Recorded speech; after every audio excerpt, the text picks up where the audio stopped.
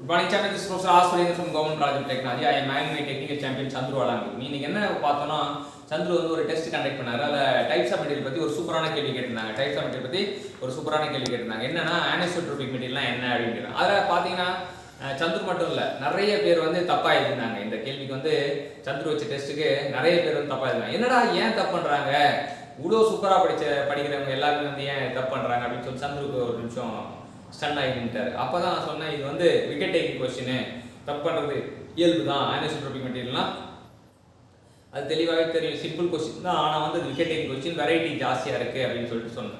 So அப்போ வந்து இதுக்கு எப்படிலாம் படிக்கணும், 4 மெட்டீரியலை பற்றி தெரிஞ்சால் வந்து கண்டிப்பாக வந்து அந்த தப்பு பண்ணாமல் பார்த்துக்கலாம் அப்படின்னு கண்டுபிடிச்சோம். ஸோ ஃபர்ஸ்ட் வந்து மெட்டீரியல், ஹோமோஜினியஸ் மெட்டீரியல்லாம் என்ன? ஹோமோஜினியஸ் மெட்டீரியல்னா ப்ராப்பர்ட்டிஸ் வந்து சேமாக இருக்கும், பட் லொகேஷன் வந்து டிஃபரெண்ட் லொகேஷன். இங்கே பார்க்கலாம் A, B 2 லொகேஷன் இருக்கு. ஆனால் இங்கே டைரக்ஷன் பற்றி கன்சிடர் பண்ண மாட்டாங்கன்னு தெரியலாம். அப்போ டைரக்ஷன் ப்ராப்பர்ட்டி கிடையாது. ஹோமோஜினியஸ் வந்து காம்போசிஷன் மட்டும் செக் பண்ணுறாங்க, சேம் காம்போசிஷன் அப்படின்றத தெரிஞ்சுக்கலாம். ஹோமோனா சேம், ஹெட்ரானா டிஃபரெண்ட் சார்.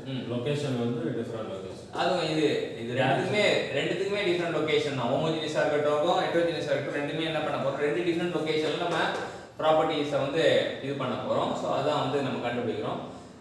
இப்போ ஐசோட்ரோபிக் அனிசோட்ரோபிக் என்ன பார்ப்போம். ஐசோட்ரோபிக்னா வந்து சேம் ப்ராப்பர்ட்டி சார். இதில் லொகேஷன் வந்து ஃபிக்ஸட் பாயிண்ட், ஒரே ஒரு பாயிண்ட் தான் கண்டுபிடிக்கிறாங்க. டைரக்ஷன் வந்து ஆல் டைரக்ஷன். ஸோ டைரக்ஷன் வந்து எண்ணில் அடங்கா டைரக்ஷனில் மெஷர் பண்ணுவாங்க அப்படின்னு தெரிஞ்சுக்கலாம். ஸோ ஒரு டைரக்ஷன் எல்லா டைரக்ஷன்லையும் ப்ராப்பர்ட்டி சேமாக இருந்தால் ஐசோட்ரோபிக் சொல்கிறோம். அதே அனிசோட்ரோபிக் வந்து different properties at a fixed location in all directions. at a fixed point at a point in all direction அப்படின்னு தெரிஞ்சுக்கலாம். இப்போ இதெல்லாம் ஆர்த்தோட்ரோபிக் இருக்கு. ஆர்த்தோட்ரோபிக்னா வந்து ஒண்ணே ஒண்ணு தான். It has the 3 different property. 3 direction. இங்க வந்து டிஃபரெண்ட் ப்ராப்பர்ட்டி சொல்றாங்க. இங்க 3 டிஃபரெண்ட் தான் கிடைக்கும். 3 டிஃபரெண்ட் ப்ராப்பர்ட்டி அப்படின்றது கிடைக்கலாம். பாயிண்ட் வந்து ஃபிக்ஸ்ட் தான். in 3 direction. Perpendicular.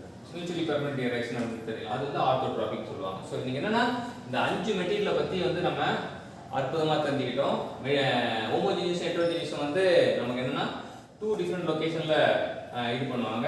Isotropic anisotropic ஒரே லொகேஷன் தான் பார்ப்பாங்க. ஆனால் வந்து டைரக்ஷன், இது வந்து ஐசோட்ரோபிக் அனிசோட்ரோபிக் ஆர்த்தோட்ரோபிக்லாம் டைரக்ஷன் ப்ராப்பர்ட்டி சொல்லுவாங்க. ட்ராபிக்னா டைரக்ஷன் அர்த்தம், ட்ராபிக்னா direction.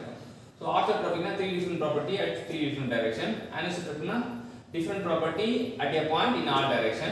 Isotropy na same property at a point in all direction. So 5 விதமான ப்ராப்பர்ட்டியை நம்ம இன்னைக்கு கத்துக்கிட்டோம். 5 விதமான ப்ராப்பர்ட்டியை கத்து கொடுத்த சந்துருக்கு நம்ம தேங்க்யூ சொல்லுவோம். தேங்க்யூ.